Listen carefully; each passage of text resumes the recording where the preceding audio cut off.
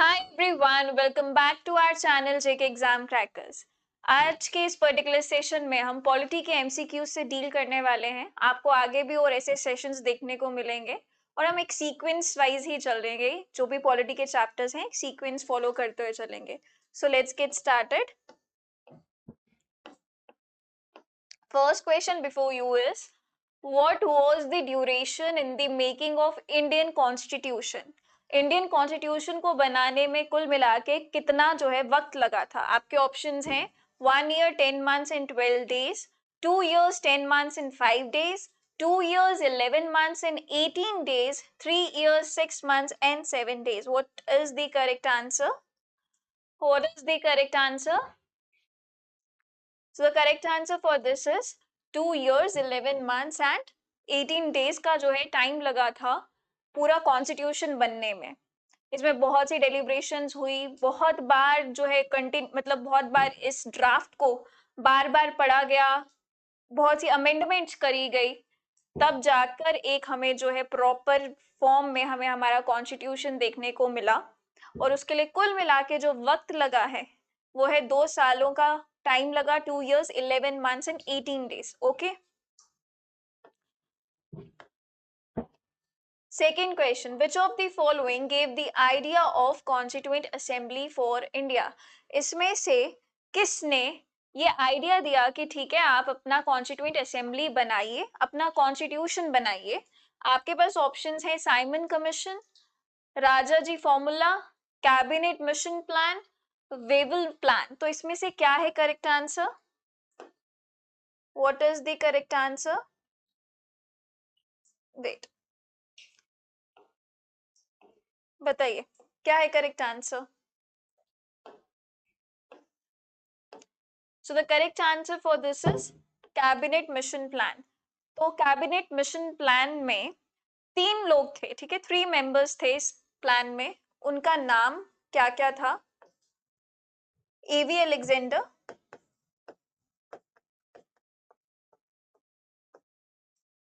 Stafford Cripps, ठीक है, और पैथिक लॉरेंस। कोई स्पेलिंग अगर गलत होंगे तो वो देख लेना। These 3 were the members of cabinet mission plan and उन्होंने एक प्रपोजल रखा इंडियंस के सामने कि ठीक है हम आपको कंप्लीट सॉवरेनिटी ग्रांट करेंगे, आपके लिए आपको ये इजाजत देते हैं कि आप अपना कॉन्स्टिट्यूशन बनाइए और उसके लिए हम आपकी हेल्प करेंगे कॉन्स्टिट्यूएंट असेंबली फॉर्मुलेट करने में।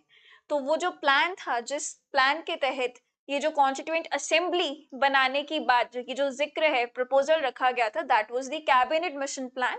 और ये 3 नाम आपको पता होने चाहिए कि इसमें कौन मेंबर्स थे? A V Alexander, sir Stafford Cripps and Pethick Lawrence. Okay, next question है, who of the following moved the objective resolution in the constituent assembly?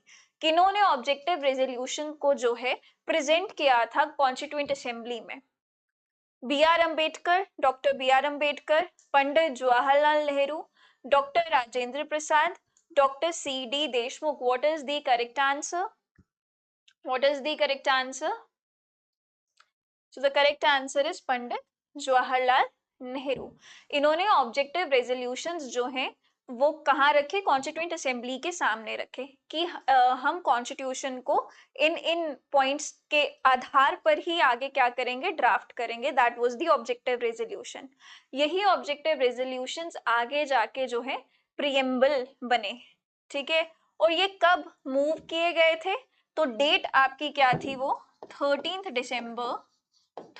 December 1946. Okay, 13 December 1946 was the date when the objective resolutions were moved in the constituent assembly. Okay, ठीक है, चले आगे बढ़े। Okay, question number 4, the number of members included in the constitution drafting committee was। Constitution जब बन रहा था, जब कॉन्स्टिट्यूएंट असेंबली बनाई गई ये पूरी, इसमें बहुत सी वेरियस क्या थी? कमिटीज थी। हर एक कमेटी को अपना अपना एक स्पेसिफिक टास्क अपॉइंट कर दिया गया कि आपको ये करना है, इस कमेटी का काम ये रहेगा। उसमें से एक कमेटी थी ड्राफ्टिंग कमेटी। अब इस ड्राफ्टिंग कमेटी में पूछा जा रहा है आपसे कि कितने मेंबर्स थे, 7 मेंबर्स, 9 मेंबर्स, 11 मेंबर्स या 13 members. The correct answer is कि इस कमेटी में कुल मिला के जो थे 7 मेंबर्स थे। इन 7 मेंबर्स के आपको नाम भी पता होने चाहिए, और साथ ही साथ जो आपकी ड्राफ्टिंग कमेटी है वो मोस्ट इंपॉर्टेंट है, इसके ऊपर क्वेश्चन बनता ही बनता है। बाकी कमेटीज इतनी इंपॉर्टेंट नहीं है। ड्राफ्टिंग कमेटी में कितने मेंबर्स थे, उनके नाम और चेयरमैन कौन था इस पर्टिकुलर कमेटी का, वो आपको अच्छे से पता होना चाहिए। ठीक है, next question is which among the following wait which among the following was the first attempt to regulate the affairs of English East Indian Company in India? ऐसा कौन सा पहला अटेम्प्ट आप कह सकते हैं इन अ फॉर्म ऑफ लॉ जो किया गया था कि ईस्ट इंडियन कंपनी जो भी काम कर रही है इंडिया में, बिकॉज ईस्ट इंडियन कंपनी आती है इंडिया में ट्रेड करने के लिए, बट लेटर ऑन वो एडमिनिस्ट्रेशन में घुस जाते हैं इंडिया के, एंड धीरे धीरे अपने टेंटेकल्स को पूरा ही स्प्रेड कर लेते हैं। अब इस ईस्ट इंडियन कंपनी को रेगुलेट करने के लिए एक एक्ट लाया गया था, उस एक्ट का नाम क्या था? तो इसका आंसर बहुत इजी है। आपसे क्या पूछा जा रहा है कि रेगुलेट करने के लिए, राइट? तो यहां से आपको आंसर मिल जाएगा। रेगुलेट करने के लिए कौन सा एक्ट लाया गया था? तो it was the regulating act of 1773 to actually regulate the work और affairs of this East Indian company. Okay,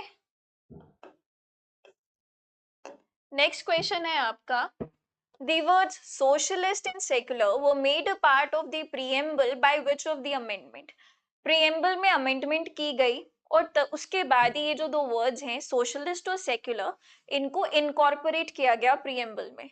वो कौन सी अमेंडमेंट थी जिसके बाद ये दो वर्ड्स इनकॉर्पोरेट हुए preamble में? आपके पास ऑप्शंस हैं 41st amendment, 44th amendment, 42nd amendment and 46th and 42nd amendment. कौन सा आंसर जो है वो करेक्ट है, कौन सा ऑप्शन जो है वो करेक्ट है, बताइए। So it was the 42nd amendment, ठीक है, जो कि 1976 में हुई थी। 42nd अमेंडमेंट जब ये वर्ड्स इनकॉर्पोरेट किए गए थे, बाकी वर्ड्स को भी इनकॉर्पोरेट किया गया, वो कौन से हैं? बट अभी हमें क्वेश्चन में पूछा गया है कि सेक्युलर और वर्ड सोशलिस्ट कब ऐड किया गया था, तो it was added in the 42nd amendment. ठीक है, नेक्स्ट क्वेश्चन आपका है, according to the preamble of the Indian constitution the ultimate power lies in the hands of, options are parliament, president, constituent assembly, people. बताइए क्या है correct answer? पूछा जा रहा है कि प्रीएम्बल के हिसाब से, according to the preamble, ultimate power किसके हाथ में है? ठीक है, the ultimate power lies in the hands of parliament, president, constituent assembly और people. So your answer will be people, because जब आप प्रीएम्बल पढ़ते हैं तो प्रीएम्बल की बिगिनिंग कैसे है? We the people of India, हम लोग अपने आप को क्या देते हैं? We have having solemnly resolved to constitute India into sovereign, socialist, secular, democratic republic. तो अपने आप को हम ये तोहफा देते हैं, हमने अपने आप को क्या दिया है? कॉन्स्टिट्यूशन दिया है। तो अल्टीमेटली कॉन्स्टिट्यूशन भी कहाँ से ड्राइव्ड होते हुए आ रहा है, कहाँ से आ रहा है? We the people of India. So that is why आप जब प्रीएम्बल पढ़ते हैं उसकी बिगिनिंग में ही ये बात लिखी हुई है। So the correct answer is that the ultimate power lies in the hands of the people. Okay, moving ahead, question number 8, the Constitution of India was enacted on 26 November 1949 by the Constituent Assembly, Parliament of India, President of India or British Parliament? क्या है correct answer? 1949 26 नवंबर को constitution of India enact किया जाता है, तो वो कौन करता है, किसने किया enact? The answer is option A, constituent assembly ने एनैक्ट किया था आपका Constitution of India. Question number 19 is, when did the Indian Constituent Assembly meet for the first time? पहली बार जब कॉन्स्टिट्यूएंट असेंबली के इलेक्शंस हो गए, कॉन्स्टिट्यूएंट असेंबली बना दी गई, तो ऑब्वियसली उनकी मीटिंग्स भी होंगी अब। तो वो जो पहली मीटिंग थी वो कौन सी तारीख को हुई थी? और options are 26 January 1950, 15th August 1947, 9th December 1946, 19th November 1949. What is the correct answer? So the correct answer is 9th December 1946. वो डेट है जब कॉन्स्टिट्यूएंट असेंबली पहली बार जो है बैठी थी, ठीक है। Next question, draft of the Indian constitution was prepared by sir B N. Rau, adviser to constituent assembly, sir Alladi Krishnaswami Ayyar, chairman draft chairman of the draft committee, doctor B R. Ambedkar union law minister, Jawaharlal Nehru prime minister. तो ये किसने जो है Indian constitution का जो एक draft है वो प्रिपेयर किया था? बताइए क्या होगा आंसर? सबको आंसर जो लग रहा होगा वो होगा नहीं, मैं पहले ही बता दूं। मैक्सिमम लोगों को जो आंसर लग रहा होगा वो होगा नहीं। So the draft was prepared by sir B N. Rao, ठीक है। बी.एन. राव ने जो है ड्राफ्ट प्रिपेयर किया था, ना कि बी.आर. अंबेडकर ने। Though he was the chairman of the drafting committee, but the draft of this particular constitution was prepared by Sir B.N. Rao. Okay. Next question. Consider the following statements. Dr. Sachidanand Sinha was elected as the provisional president of the Constituent Assembly. H.C. Mukherjee was elected as the vice president of the Constituent Assembly. Which of the statements given above are correct? तो आपने बताना है कि इसमें से कौन सी statement correct है। क्या दोनों ही करेक्ट है, या फिर वन करेक्ट है, सिर्फ सेकंड स्टेटमेंट करेक्ट है, या फिर कोई भी स्टेटमेंट करेक्ट नहीं है? तो क्या आंसर होगा आपका? The answer will be both 1 and 2. These both statements are correct because सच्चिदानंद सिन्हा जो थे इनको टेम्पररी प्रेसिडेंट बनाया गया था, ठीक है, टेम्पररी प्रेसिडेंट। बट अनफॉर्चुनेटली इनकी डेथ हो गई थी 2 दिन बाद ही, ठीक है।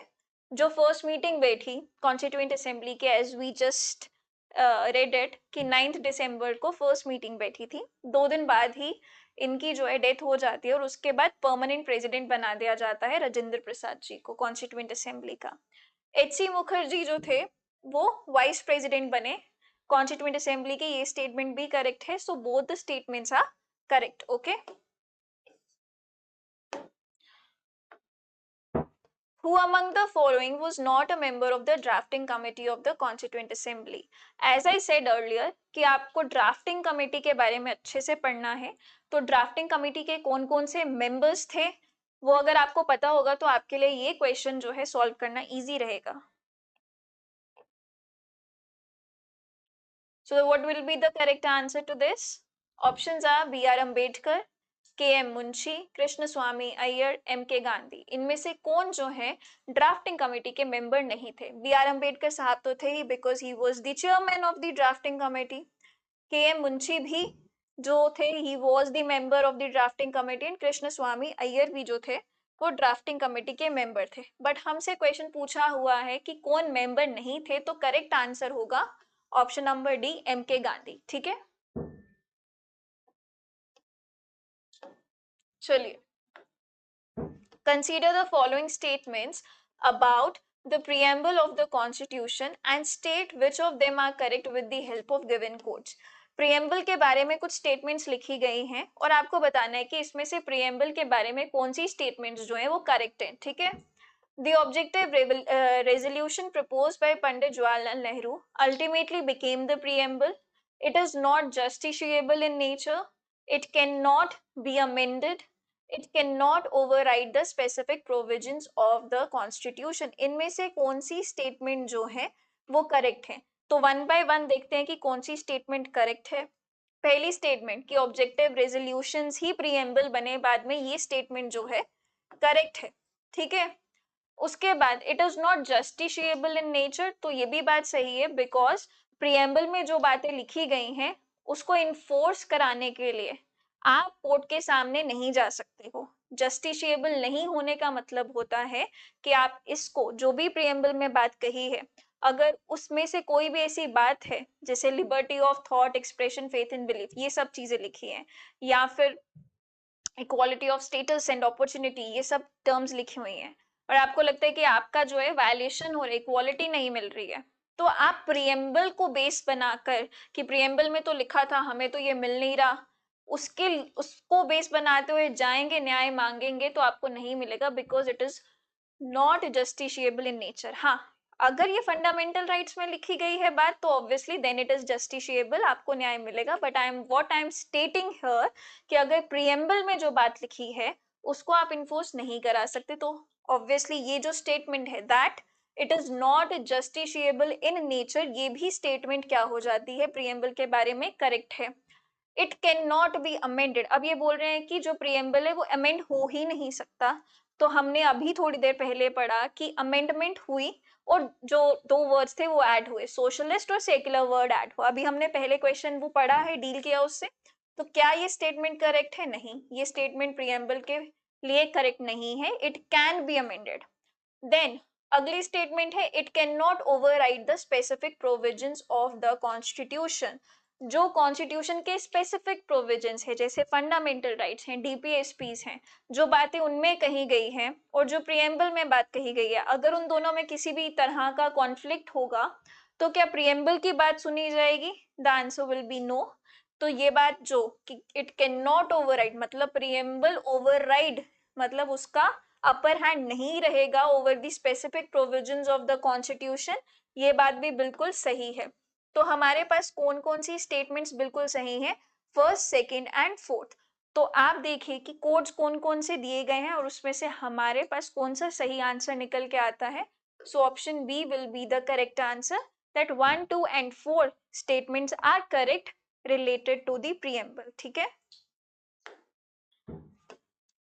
Which of the following statements relating to the Government of Indian Act 1858 are correct?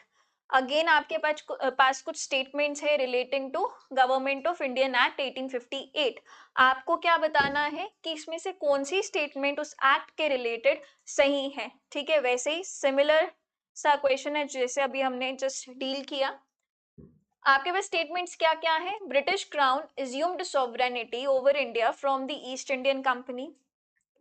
The British Parliament enacted the first statute for the governance of India under the direct rule of the British. This act was dominated by the principle of absolute imperial control without any popular participation in the administration of the country. देखिए, ये जो 1858 का act आया था ना, ये आया है आपका 1858 का एक्ट का सिग्निफिकेंस बहुत था। व्हाई? बिकॉज 1858 से पहले 1857 में एक रिवॉल्ट होता है, दैट इज द स्पॉय म्यूटिनी, ठीक है। अब यहाँ पे ईस्ट इंडियन कंपनी के खिलाफ जो है इंडियंस बढ़ चढ़कर आगे आए, उन्होंने रिवॉल्ट किया क्योंकि उनको लग गया इंडिया को कि ये जो कंपनी है ये अब ट्रेडिंग कंपनी नहीं रही, ये तो बिल्कुल अपना जो है कब्जा इन्होंने हमारे ऊपर जमा लिया हुआ है, ये तो हमारी एडमिनिस्ट्रेशन में हर तरीके से हमारे हर एक मैटर में इन्वॉल्व होते चले जा रहे हैं और हम पे एक उनका कंट्रोल बनता जा रहा है। तो उस वजह से ये जो है रिवॉल्ट हुआ था 1857 में। जब ब्रिटिशर्स को वहां पे बैठे हुए लगा कि नहीं, ईस्ट इंडियन कंपनी अपना जो है कहीं ना कहीं कंट्रोल इनका चला जाएगा अगर इस तरीके से ये आगे बढ़ेंगे, क्योंकि सभी इंडियंस इकट्ठे हो चुके हैं, अब हमें कुछ और पॉलिसी से चलना पड़ेगा इनके साथ, otherwise it is not possible कि इनके ऊपर ज्यादा देर तक क्या किया जाए, रूल किया जाए। तो 1858 में क्या करते हैं, ईस्ट इंडियन कंपनी को पिक्चर से हटा देते हैं। पहले ईस्ट इंडियन कंपनी ही थी जो हर चीज के लिए रिस्पॉन्सिबल थी, ठीक है। East Indian company on behalf of the British parliament was working in the India, but after 1857 का वो बिग रिवॉल्ट, तो ब्रिटिशर्स को लगा नहीं, अब हमें डायरेक्ट जो है कंट्रोल लेना पड़ेगा। सो ब्रिटिश क्राउन का डायरेक्ट कंट्रोल आ जाता है, ईस्ट इंडियन कंपनी पिक्चर से कंप्लीटली हट जाती है। ठीक है, British parliament enacted this first statute under the direct rule. तो ये डायरेक्टली ये जो है पार्लियामेंट ऑफ ब्रिटेन जो है ये क्या किया गया था, दिस एक्ट वाज पास्ड। ठीक है, this was the first act in fact जो कि पास किया गया after assuming the power completely, east Indian company को बीच से हटाकर। तो ये दो स्टेटमेंट्स तो आपकी क्या आ जाती हैं 1858 के एक्ट के रिलेटेड, बिल्कुल करेक्ट है। बट दिस स्टेटमेंट की यहाँ पर किसी भी तरीके का कोई पार्टिसिपेशन नहीं था एडमिनिस्ट्रेशन में कंट्री की, तो ये स्टेटमेंट गलत है। So we have got two statements correct, तो ऑप्शन आपका हो जाएगा option number A, first and second statement is correct. So option number A will be the correct answer. Okay. Moving ahead, India has borrowed the concept of fundamental rights from the constitution of, very easy question. Options are UK, USA, Russia और Ireland. बताइए क्या होगा correct answer, इसमें तो कोई explanation की भी जरूरत नहीं है, it's a very very easy question. So the right answer is USA, because USA ने जो बिल ऑफ राइट्स थे उनके वही हमने एज इट इज उठाए, बोरो किए और उनका नाम रख दिया फंडामेंटल राइट्स। ठीक है, नेक्स्ट क्वेश्चन है, in the constitution of India, ये जो टर्म फेडरल है हम बहुत बार पढ़ते हैं पॉलिटी में कि इंडिया जो है एक फेडरल कंट्री है। ठीक है, हमारा जो कॉन्स्टिट्यूशन है वो फेडरलिज्म की बात करता है। क्या ये फेडरल कहीं पे भी कॉन्स्टिट्यूशन में किसी तरीके से एज इट इज लिखा गया है? क्या वो प्रियम्बल में लिखा है? क्या वो पार्ट 3 में लिखा है? पार्ट 3 बताइए किससे डील करता है? क्या वो आर्टिकल 368 में लिखा है, या फिर क्या वो कहीं पे भी नहीं लिखा है? तो इसका क्या करेक्ट आंसर होगा कि ये जो टर्म है ये कहीं पे अपेयर होती है कॉन्स्टिट्यूशन में कि नहीं, अगर होती है तो कहाँ, अगर नहीं होती है तो भी बताइए। So the correct answer will be none of the above. कहीं पर भी जो फेडरल वर्ड है वो लिखा नहीं गया है। ये हम जब कॉन्स्टिट्यूशन को ओवरऑल पढ़ते हैं, उसकी स्कीम को समझते हैं, तो वी गेट टू नो कि जो कॉन्स्टिट्यूशन है वो किस तरह की गवर्नमेंट की बात कर रहा है, किस तरह का गवर्नेंस सिस्टम है। तो इट इज अ फेडरलिज्म, और फेडरलिज्म का क्या मतलब होता है, that there is a distribution of power, distribution of power between centre and state. ठीक है, so the correct answer is none of the above. Moving ahead, which of the following is not a feature of the Indian Constitution? इसमें से कौन सा Indian constitution का feature नहीं है? Written constitution, federalism, sovereignty of the parliament और judicial review. बताइए क्या होगा correct answer, what will be the correct answer? The correct answer will be the sovereignty of the parliament जो है, it is not the feature of the Indian constitution, because हमारे पास sovereignty किसकी है, which is what is that thing which is supreme. Sovereignty का मतलब होता है कि सुप्रीम कौन है, सबसे ज्यादा ताकतवर कौन है, तो सुप्रीम है constitution. No one is above this law which is the constitution, nothing is sovereign. So parliament की sovereignty is not the basic feature of the Indian constitution. Yes, it is a written constitution. Yes. Federalism की बात करता है, yes. Judicial review की बात हो रही है कि अगर कोई लॉ कॉन्स्टिट्यूशन को वायलेट करे तो वो लॉ किसकी स्क्रूटनी में आ जाएगा, जुडिशरी की, उसी को जुडिशियल रिव्यू कहते हैं, वो भी हमारा कॉन्स्टिट्यूशन का फीचर है। But sovereignty of parliament is not the feature, और हमसे यही पूछा है कि which is not a feature, so the correct answer is option number C. ठीक है, moving ahead, इंडियन कॉन्स्टिट्यूशन क्या है? क्या वो फेडरल है, यूनिटरी है, क्वाजी फेडरल है कि प्रेसिडेंशियल है? Indian constitution is completely federal, unitary, quasi federal or presidential. What is the correct answer? So the correct answer is option number C, that Indian constitution is quasi federal. Why? Quasi federal का मतलब है कि there is a distribution, there is distribution of power, distribution of power तो है between centre and state,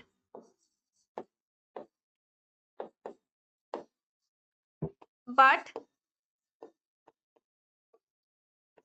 there is a biasness, there is a biasness towards the, biasness किसके towards है, centre के towards, means हमारा जो centre है, this central government you can say it is little bit strong, ठीक है, किससे strong है ये आपकी, दैट सेंटर को जो पावर्स दी गई हैं वो थोड़ी ज्यादा दी गई हैं as compare to the states. तो कंप्लीटली जो कंप्लीट फेडरलिज्म होता है जहां पर भी, ठीक है, वहां पर सेंटर और स्टेट के पास इक्वल पावर्स होती हैं, लेकिन इंडिया में ऐसा नहीं है कि सेंटर और स्टेट्स के पास इक्वल पावर्स हो, पावर्स डिस्ट्रीब्यूट जरूर हुई है बट इक्वली नहीं हुई है, सेंटर थोड़ा सा ज्यादा क्या है आपका, पावरफुल है, so that is why there is a biasness towards the center. Okay, so the correct answer will be quasi federal. Okay, और यूनिटरी आपका वो कॉन्स्टिट्यूशन हो गया जहां पर central government is all powerful, state government को या स्टेट को तो पूछते भी नहीं है, ठीक है। Moving ahead, which one of the following is not a part of the basic structure of the Indian Constitution? Indian constitution के बेसिक स्ट्रक्चर का पार्ट क्या नहीं है इसमें से? Options are rule of law, secularism, presidential form of government और parliamentary form of government. देखिए, rule of law जो है आपका, ये आपका बेसिक फीचर है, सेक्युलरिज्म भी बेसिक फीचर है, पार्लियामेंट्री फॉर्म ऑफ गवर्नमेंट भी बेसिक फीचर है। इसमें से जो basic feature, sorry basic feature नहीं, बेसिक स्ट्रक्चर में जो फॉल करता है वो ये सब basic structure of Indian constitution में फॉल कर रहे हैं। जो basic structure of Indian constitution में फॉल नहीं करता है that is your presidential form of government, because हमारे यहाँ पे प्रेसिडेंशियल फॉर्म ऑफ गवर्नमेंट नहीं है, यहाँ पे पार्लियामेंट्री फॉर्म ऑफ गवर्नमेंट है। We have two heads, we have president as well as we have prime minister, right? Prime minister is the head of the council of ministers. Okay, so we have parliamentary form of government which is the basic structure. अब कोई चीज basic structure है नहीं है, ये पता कैसे चलता है? तो इसके लिए वेरियस केस लॉज हैं जिनकी मदद से, जिनको इंटरप्रेट करते हुए कोर्ट ने इंटरप्रिटेशंस दी हैं कि ये बेसिक फीचर्स होंगे या बेसिक जो है स्ट्रक्चर का पार्ट होंगे। इसको अमेंड भी नहीं किया जा सकता है बिकॉज ये जो है नींव है कॉन्स्टिट्यूशन की। देखिए, अगर यहाँ पे सेक्युलरिज्म ही नहीं होगा हमारी कंट्री में तो हमारा जो फाउंडेशन है कॉन्स्टिट्यूशन का वही हिल जाएगा, बिकॉज हमारा जो कॉन्स्टिट्यूशन है वो ये कहता है कि हमारे लिए सबके सब रिलीजन्स इक्वल हैं, ठीक है, कोई ऐसा नहीं है कि no one religion is above the other. Okay, next question, Indian constitution is rigid, flexible, neither rigid nor flexible, partly rigid and partly flexible. तो क्या होगा करेक्ट आंसर? करेक्ट आंसर क्या होगा? Correct answer is partly rigid and partly flexible. Rigid और flexible का यहाँ पे मतलब ये है कि इंडियन कॉन्स्टिट्यूशन के कुछ प्रोविजंस ऐसे हैं जिनको अमेंड किया जा सकता है बहुत इजीली, तो वहां पे आप फ्लेक्सिबिलिटी देखते हैं, और कुछ प्रोविजंस ऐसे हैं जिनमें काफी ज्यादा रिजिडिटी है, उनको इजीली क्या नहीं किया जा सकता, अमेंड नहीं किया जा सकता, उसमें इजीली चेंजेस नहीं लाए जा सकते। तो जो रिजिडिटी और फ्लेक्सिबिलिटी की यहाँ पे बात हो रही है, these are related to amendments in the constitution. Okay,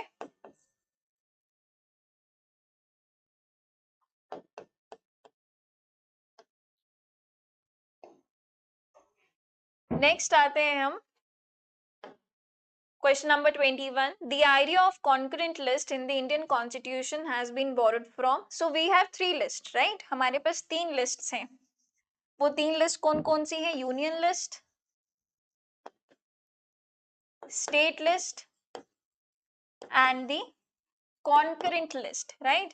अब ये जो कॉन्करेंट लिस्ट के बारे में स्पेसिफिकली पूछ रहे हैं, ये आइडिया जो है हमने कहाँ से बोरो किया है? Options are USA, Australia, Switzerland, USSR.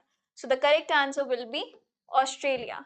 हमने ये ऑस्ट्रेलिया से जो है ये कॉन्सेप्ट को बोरो किया है कॉन्करेंट लिस्ट के। कॉन्करेंट लिस्ट में वो सभी मैटर्स आते हैं जहां पर स्टेट गवर्नमेंट और सेंट्रल गवर्नमेंट दोनों ही लॉज बना सकते हैं। जैसे इस लिस्ट में कुछ आइटम्स दी होंगी, इन आइटम्स पे आपकी central government as well as state government दोनों ही लॉज बना सकते हैं। बट यूनियन लिस्ट में सिर्फ सेंट्रल गवर्नमेंट लॉ बनाएगी जो मैटर्स दिए होंगे, वैसे ही स्टेट लिस्ट में जो मैटर्स दिए होंगे उस पे सिर्फ और सिर्फ स्टेट गवर्नमेंट लॉज बना सकती है। ठीक है, I hope it's clear with you. Next question is the idea of the directive principles of state policy in the Indian constitution has been taken from the constitution of, ये कौन से constitution से idea लिया गया है DPSPs का? The correct answer will be the Ireland. ठीक है, ऑप्शंस थे आपके पास Ireland, Canada, South Africa, Australia. Correct answer है आयरलैंड, बिकॉज हमने डीपीएसपीस का जो कॉन्सेप्ट है वो इरिश कॉन्स्टिट्यूशन से बोरो किया है। Consider the following statements. The salient features of the Indian Constitution provide for. हमें पता है कुछ फीचर्स है इंडियन कॉन्स्टिट्यूशन के, अब बताइए कि उसमें सेलियंट फीचर्स कौन से हैं। ऑप्शंस आपके पास क्या क्या है, आई मीन स्टेटमेंट्स कौन सी दी हैं? Single citizenship for the whole of India, strictly federal form of government, unique blend of rigidity and flexibility. तो बताइए कौन से आपके सेलियंट फीचर्स हैं कॉन्स्टिट्यूशन ऑफ इंडिया के? Single citizenship for the whole of India, right, ये भी correct है, करेक्ट आंसर है।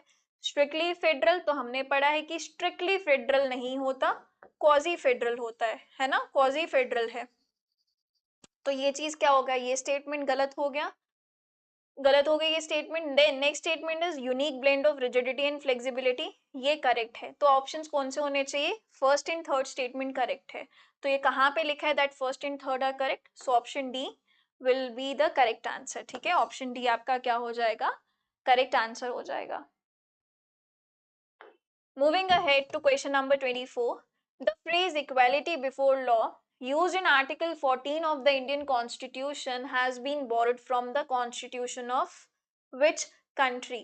देखिए ये इक्वालिटी बिफोर लॉ कहाँ पर देखने को मिलता है? जब आप आर्टिकल 14 पढ़ते हैं, आर्टिकल 14 में लिखा हुआ है कि the state shall not deny to any person equality before law and the equal protection of laws. अब ये इक्वालिटी बिफोर लॉ का मतलब होता है that everyone is equal before the law और everyone is equal in the eyes of law. अब ये जो स्पेसिफिक फ्रेज है जो इंडियन कॉन्स्टिट्यूशन में आपको देखने को मिलता है अंडर आर्टिकल 14, इसको हमने कहाँ से बोरो किया हुआ है? ऑप्शंस हैं Britain, USA, France, Canada. Answer क्या होगा? The answer is Britain. ठीक है, आंसर है आपका ब्रिटेन। ओके,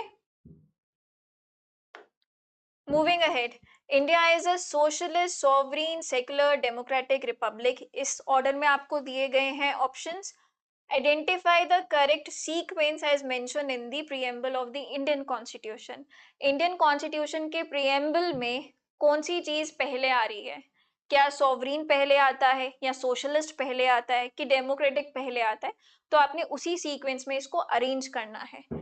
अब आपके पास सीक्वेंस क्या है? CABD, मतलब पहले सॉवरीन, फिर आपका सोशलिस्ट, फिर आपका सेक्युलर, फिर डेमोक्रेटिक रिपब्लिक, या फिर BCAD के पहले सेक्युलर लिखा है, फिर सॉवरीन लिखा है, फिर socialist and then democratic republic. तो अब आप देखिए कि इसमें से आपको कौन सा आंसर जो है वो करेक्ट लग रहा है।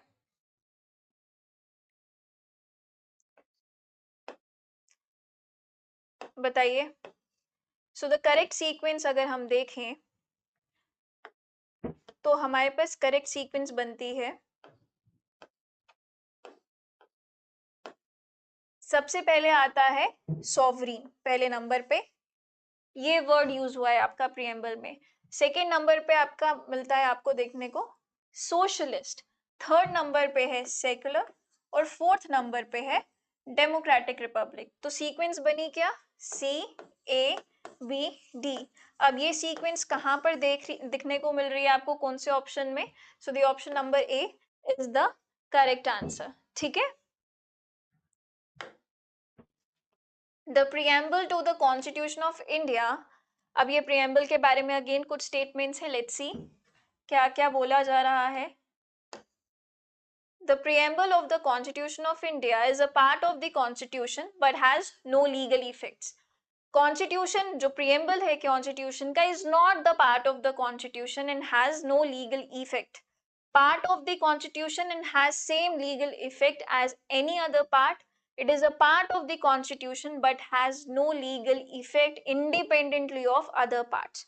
तो इसमें most appropriate अगर आपको answer देना हो, kindly choose that particular option. Appropriate one. So the appropriate answer to this will be that it is a part of the constitution, लेकिन इसका कोई भी legal effect नहीं है independently of other parts. बाकी parts जैसे कि अगर equality of status, liberty of thought या ये सब चीजें अगर आपके preamble में बताई हैं और अगर ये आपका कहाँ पे फंडामेंटल राइट्स में भी बताया तो ऑटोमेटिकली इसको एक लीगल सिग्निफिकेंस मिल जाएगा, इसका एक लीगल इफेक्ट आ जाएगा. But independently of the other part इसका अपने आप में खुद में कोई लीगल सिग्निफिकेंस नहीं है, because as we have already studied it कि इसका कोई भी क्या है that it is not justiciable in nature. हमने पढ़ा थोड़ी देर पहले तो उसका वही मतलब है. So it is a part of the constitution but it has no legal effect independently of the other parts. ठीक है. Moving ahead. Question number 27. Which of the following words was not added to the preamble by an amendment? Amendment करके words बहुत सारे add हुए थे और वो amendment कौन सी थी? 42nd amendment. 42nd amendment में बहुत सारे जो हैं पार्ट्स को ऐड किया, सॉरी बहुत सारे वर्ड्स ऐड किए गए थे प्रियम्बल को. प्रियम्बल में बहुत से वर्ड्स ऐड किए गए थे. इसमें से ऐसा कौन सा वर्ड है जो कि 42nd अमेंडमेंट में ऐड नहीं किया गया था? It was there originally. तो आपका आंसर आएगा option A fraternity, because integrity, secular word and the socialist word was added later on in the 42nd amendment. तभी 42nd अमेंडमेंट को एक और नाम दिया जाता है. ये बहुत इंपॉर्टेंट है. अगर कभी पूछा जाए कि मिनी कॉन्स्टिट्यूशन किस अमेंडमेंट एक्ट को बोला जाता है? Mini constitution. ठीक है, वेरी इंपॉर्टेंट. तो आपका आंसर होगा 42nd amendment is called as the mini constitution. ठीक है. Moving ahead. Which type of liberty is not mentioned in the preamble of Indian Constitution? तो आज सबसे पहले जाके एक काम कीजिएगा कि preamble अच्छे से पढ़ लेना. ठीक है. वैसे भी आपको preamble पता होना चाहिए कि preamble में क्या लिखा है. करेक्ट आंसर क्या होगा इसका? preamble में इसमें से क्या नहीं मेंशन है? Liberty of thoughts, expressions and faith mention है. इकोनॉमिक लिबर्टी के बारे में बात नहीं हुई है. So correct answer is option number D. Okay. Next question is, which of the following are the features of the Constitution of India? Dual citizenship, secularism, democracy, independent judiciary, lengthiest constitution. तो इसमें से क्या है आपका correct answer? क्या यहाँ पे dual citizenship है? ड्यूल सिटीजनशिप है? नहीं. Secularism? Yes. Democracy obviously yes. Judiciary independent है? करेक्ट. लेंथीएस्ट कॉन्स्टिट्यूशन है? ये भी करेक्ट. तो आपका जो ऑप्शन नंबर ए है 2, 3, 4 and 5, these are the features of the Indian Constitution. Dual citizenship is not there. We have single citizenship. Okay. क्योंकि हम कहीं के भी रहने वाले हो, चाहे गुजरात के, चाहे छत्तीसगढ़ के, झारखंड के, कहीं के भी हो, हमें जो सिटीजनशिप मिलेगी, we acquire the citizenship of what? Indian citizenship, ना कि उस पर्टिकुलर स्टेट की भी. बट यूएसए जैसी कंट्रीज में ड्यूअल सिटीजनशिप का जो है वो फॉलो किया जाता है. ड्यूअल सिटीजनशिप के प्रिंसिपल पे चलते हैं वो. वहां पर सेंटर की भी उनको सिटीजनशिप दी जाती है कि that you are the citizen of this country, as well as उनको स्टेट की भी सिटीजनशिप दी जाती है that you are the citizen of this particular state. Okay. Last question before you.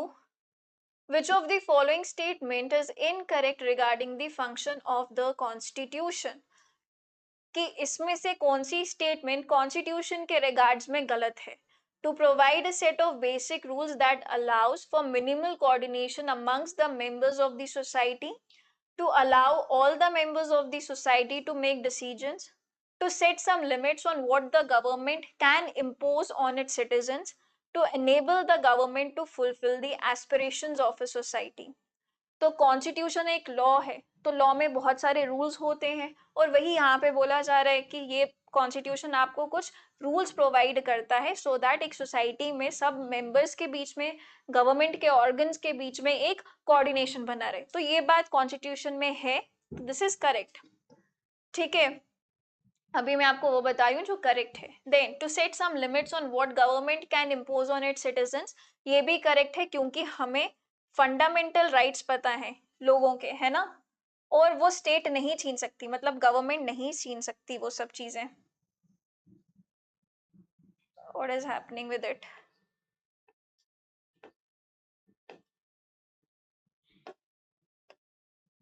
तो लिमिट्स तो है in the form of fundamental rights, correct. To enable the government to fulfill the aspirations of a society, that is also correct, because DPSPs में बोला गया है कि government को directions दी गई हैं कि जब भी आप कोई पॉलिसी लेकर आ रहे हैं तो आपने वेलफेयर ऑफ पीपल जो है वो कंसीडर करना है। तो इसमें से जो कॉन्स्टिट्यूशन में नहीं है वो है option number B, to allow all the members of the society to make decisions. तो आपसे यही पूछा गया है क्वेश्चन में कि इसमें से कॉन्स्टिट्यूशन के रिगार्ड में कौन सी स्टेटमेंट करेक्ट नहीं है, so the answer will be option number B. Okay, so that's it. आज की क्लास जो है ओवर होती है यहीं पे। Thank you so much and take care.